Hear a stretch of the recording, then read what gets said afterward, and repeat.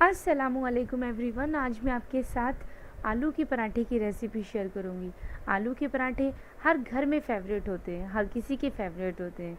बच्चा हो बड़ा हो सभी को बहुत पसंद है। अगर हमें आलू के पराठे ढाबे स्टाइल वो घर पर ही मिल जाए तो उसका तो कहना ही क्या, और टेस्ट बहुत दुगना हो जाता है। अब मैं जिस तरीके से बताऊंगी आपको, आप बिल्कुल वही रियल टेस्ट पाएंगे जो ढाबे पे और रेस्टोरेंट में हम जाके खाते हैं। बहुत ही तीखे वाले, बहुत ही लाजवाब बनकर तैयार होंगे। तो शुरू करते हैं, आइए देख लेते हैं। इसके लिए मैं सबसे पहले स्टफिंग के लिए हमें क्या चाहिए होगा। हमने यहाँ पर 2 to 3 टेबल स्पून यहाँ पर कोरिएंडर लीव्स यानी कि धनिया पत्ती काट के रखी है, एकदम फ्रेश है। और यहीं पर हमने मीडियम साइज़ की प्याज को चॉप कर लिया बारीक। यहीं पर हमारे पास 1 टेबल स्पून कोरिएंडर यानी कि धनिया पाउडर, 1 टेबल स्पून गरम मसाला पाउडर। यहीं पर हमने 1 टेबल स्पून ये कुटी हुई बारीक, बहुत बारीक वाली लाल मिर्च नहीं है, थोड़ी कुटी हुई वाली मिर्चें हैं। बहुत बारीक जो पाउडर होता है वो मिर्ची नहीं है। आप कुटी हुई मिर्चें अगर मिल जाएँ आपके पास हों तो आप उनका इस्तेमाल कीजिएगा। आलू के पराठे में बहुत ही लजीज टेस्ट आता है। ये तीखी कम होती है लेकिन टेस्ट से भरपूर होती है। 1 टेबल स्पून सॉल्ट का इस्तेमाल करेंगे। यहीं पर हम half tablespoon chilli flakes का इस्तेमाल करेंगे। अगर आपके पास चिली फ्लेक्स नहीं है तो आप साबुत मिर्चें लेके उसको दरदरा पीस लीजिए, वो चिली फ्लेक्स तैयार हो जाएंगे। यहीं से हम 6 से 7 गार्लिक क्लोव्स का इस्तेमाल करेंगे। ये बहुत अच्छा टेस्ट देते हैं हमारे पराठे में। हम इसको दरदरा कूटेंगे, हम इसको पीसेंगे नहीं, इसका पेस्ट नहीं बनाएंगे।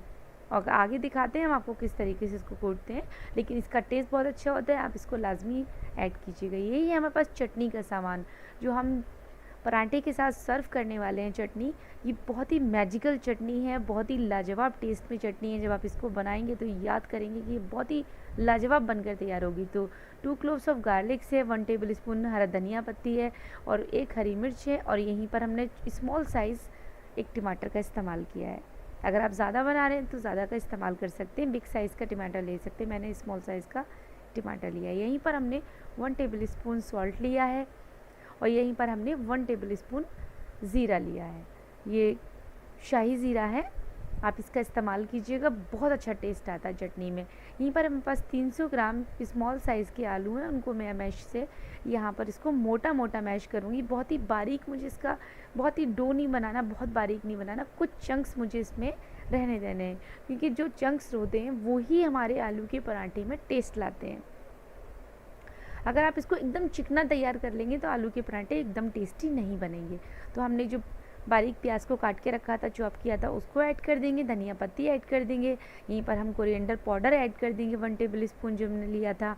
और आपको जितनी भी क्वांटिटी है सारी डिस्क्रिप्शन बॉक्स में मिल जाएंगी, आप वहाँ पर इसको चेक कर लीजिएगा। अब जितनी भी पाउडर मसाले थे हम एक एक करके स्टेप बाई स्टेप इसको ऐड कर देंगे 1 बाई 1। यहीं पर हमने नमक भी शामिल कर दिया, लेकिन आप इसमें ख़्याल रखें कि आलू जो आप लें वो बहुत अच्छी रवेदार आलू होना चाहिए, चिकना आलू नहीं होना चाहिए।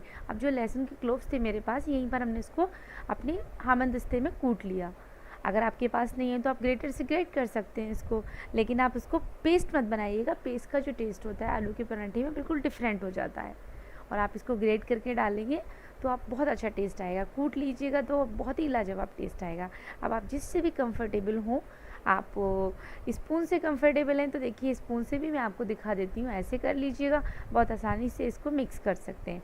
और हाथ से अगर पेस्ट बनाना चाहते हैं तो हाथ को अच्छे से क्लीन कर लीजिए प्रॉपरली, और हाथ से भी आप कर सकते हैं। लेकिन मैंने जितना इसको ऑब्ज़र्व किया है, हाथ से जो आप आलू के पराठे को मतलब स्टफिंग को आप तैयार करते हैं तो उसका टेस्ट बहुत लाजवाब बन जाता है, उसका टेस्ट बहुत दुगना आता है। अब यहीं पर हम चटनी सबसे पहले तैयार कर लेते हैं। पराठे बनाने से पहले हम चटनी को तैयार करेंगे, ताकि हम गरम गरम पराठे जब सर्व करें तो चटनी हमारी एकदम परफेक्ट रेडी हो।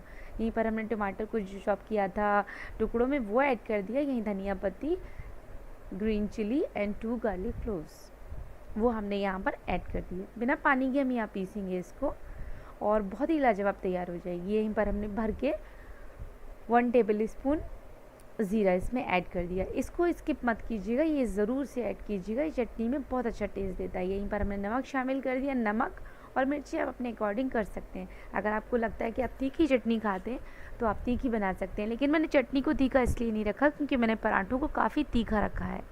मैंने वहाँ चिली फ्लेक्स और जो चिली पाउडर था उसका दोनों का इस्तेमाल किया है, इसलिए मैंने चटनी को थोड़ा तीखा कम कर दिया। अगर आप चाहते हैं दोनों ही तीखे हों तो आप अपनी तरीके से बैलेंस कर सकते हैं मिर्च का।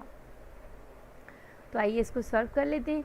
एक कटोरी में जिसमें भी आप इसको सर्व करें आप इसमें निकाल लें। मैंने यहाँ पर इसको इसमें निकाल लिया इस बर्तन में, और ये बहुत ही लाजवाब दानेदार चटनी तैयार हो गई। यहीं पर मैंने इसका जो परांठे का जो मैंने आटा गूंद के रखा था, नीड किया था, उसको मैंने 1.5 कप यहाँ पे मैंने आटा लिया था, उसमें 1 टेबल स्पून ऑयल ऐड करा, बहुत ही सॉफ्ट डो मैंने तैयार कर लिया। और यहीं पर हम लोइयाँ तोड़ लेते हैं, और लोई को जो तोड़ेंगे वो मीडियम साइज़ की होनी चाहिए, बहुत ही स्मॉल नहीं होनी चाहिए, बहुत ही लार्ज नहीं होनी चाहिए। अगर आप लार्ज करते हैं तो उसके मुताबिक आपको जो स्टफिंग होती है वो फिल करनी होती है। अगर आप लार्ज ले लेते हैं, ज़्यादा ले लेते हैं आटा और स्टफिंग कम ले लेते हैं, वो पराठे बिल्कुल ढाबा स्टाइल नहीं बनते, क्योंकि ढाबे में ख़ास तौर से आलू ज़्यादा होते हैं, स्टफिंग ज़्यादा होती है, और जो डो होता है आटे का वो कम होता है। तो इसीलिए उनके पराठे, एक पॉइंट ये भी होता है कि बहुत ज़्यादा अच्छे बनते हैं। तो हम अच्छे से इसको डस्ट कर लेंगे आटे में, सूखे आटे में, और अच्छे से इसको बेल लेते हैं। आप इसको इतना बेलिए कि आपका बीच में से मोटा रहे और किनारे इसके पतले रहें। अगर आपने किनारों को मोटा कर दिया, बीच में से पतला कर दिया, तो आपका पराठा फट जाएगा और वो फूलेगा भी नहीं और अच्छी तरीके से फिल नहीं हो पाएगा, और जो फिलिंग आप इसमें भरेंगे वो फिल नहीं हो पाएगी और बाहर निकल जाएगी। यहीं पर हमने भर के मीन्स भरने ओवर मतलब भरना जिसको बोलते हैं, आप इसको 2 टेबल स्पून बोल सकते हैं, मैंने एक ही में एक साथ ले लिया इसको। आप इसमें इतना फिलिंग करें, और ये परफेक्ट मेजरमेंट है, आप मेरे अकॉर्डिंग बनाइए। आप इसका बहुत ही लजीज टेस्ट आता है इस पराठे का। आप मेरी तरह बनाकर देखिए इसको, आपको बिल्कुल वही एहसास होगा कि आप सर्दियों की सुबह में जब आप इसको बनाएंगे मेरे बनाए हुए पराठों को, तो आपको बिल्कुल रियलाइज़ होगा कि आप कहीं ढाबे में बैठ के ठंडी ठंडी हवा में आप इसको इंजॉय कर रहे हैं। और गर्मा गर्म चाय के साथ सर्व करें या बेहतरीन चटनी के साथ सर्व करें, ये आपकी मर्ज़ी है। और इसको बहुत ही हल्के हाथों से हम इसको बढ़ा लेंगे। और आप कंफर्टेबल नहीं है कि एक साथ आप बेलन चला सकें, तो आप इसको रोलिंग पिन से उसकी साइडों को चेंज करें और आसानी से इसको बड़ा पराठा बेलें। ढाबे पर हम जो पराठे खाते हैं ख़ास तौर से, वो बहुत बड़े साइज़ के मिलते हैं। घर में जब हम पराठे बनाते हैं वो बहुत ही स्मॉल साइज़ के बनाते हैं, लेकिन मैं आज यहाँ पर आपको ढाबा स्टाइल दिखा रही हूँ, तो मैं आपको बड़े ही पराठे बनाकर दिखाऊंगी। और लेकिन ये फटेंगे नहीं और बहुत ही अच्छे से तैयार हो जाएंगे। लेकिन आप इसका ख्याल रखें कि आटा बहुत सॉफ्ट ना गूँधे, बहुत ही ज़्यादा हार्ड ना गूँधे। आटा बहुत ही बेहतरीन नरम, बहुत ही अच्छा आटा गूँधा हुआ होना चाहिए। उसमें जितना देर आप उसको नीट करोगे आटे को, मतलब गूँधोगे, उतना ही आटा लचीला और बहुत ही लोचदार बनता है। आटा ही मेन चीज़ होती है इसमें। आटा और फिलिंग दोनों को आप परफेक्ट मेजरमेंट में बनाएंगे, इंशाल्लाह आपके पराठे बहुत ज़बरदस्त तैयार होंगे। जब तक हमारे पराठे की एक साइड नहीं सिक जाती, हम जब तक दूसरा पराठा भी तैयार कर लेते हैं। और गैस की फ्लेम को मीडियम रखिएगा। देखिए अच्छे से मैंने ऑयल नहीं लगाया था डालते हुए इसको, एक साइड मैं प्रॉपर उसको सेक लूँगी, अब दूसरी साइड का भी मैं थोड़ा वेट कर लूँगी। और ये अच्छे से फूल भी गए। और देसी घी में आप इस पराठे को बनाइएगा, आपका टेस्ट बहुत दुगना हो जाएगा। लेकिन मैं इसको यहाँ पर आपको बोलूँगी कि आप देसी घी में ही इसको बनाएं, तो आपका टेस्ट बहुत अच्छा आने वाला है। अगर आप ऑयल के साथ खाना चाहते हैं तो वो आपकी मर्ज़ी है, लेकिन मैं यहाँ पर देसी घी के ही पराठे आपको बनाकर दिखा रही हूँ। यकीन जानिए इसका लाजवाब टेस्ट है। जो मैंने आपको चीज़ें बताई आप उसमें सेम वही फिल कीजिए।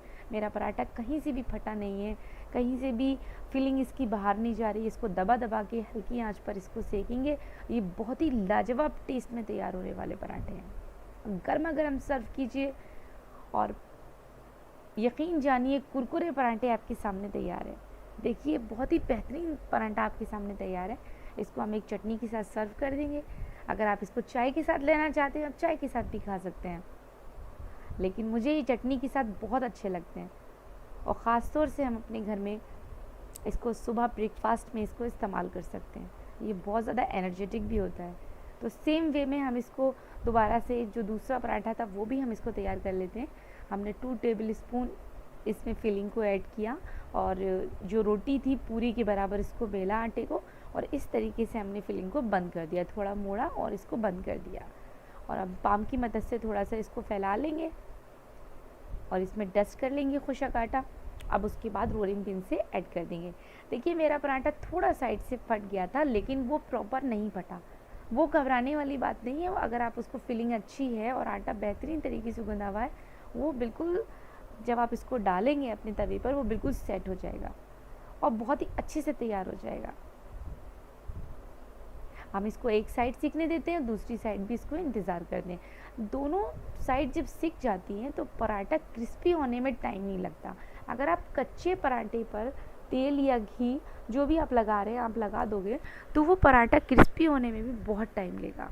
इसलिए हम धीमी आंच पर तवे को अच्छे से गर्म कर लेते हैं और उसके बाद दोनों साइडों को सीखने का इंतज़ार करते हैं। उसके बाद आप घी या ऑयल जो भी आप इसमें अप्लाई करोगे, आप यकीन जानिए उसका जो टेस्ट आता है उस पराठे का, वो बहुत ही लाजवाब टेस्ट आता है। और दबा दबा के अपने आप किसी भी वुडन स्पून या भी स्टील का जो भी आपके पास है, आप उसको इस तरीके से करना ना भूलें। आपका लजीज पराठा तैयार है। तो अगर आपको मेरी ये रेसिपी पसंद आई है तो please like share and subscribe my channel. And मैं आपसे बोलूँगी कि आप इस पराठे को ज़रूर ट्राई करें, आपको ये बहुत पसंद आने वाला है। And thank you for watching. अल्लाह हाफिज़।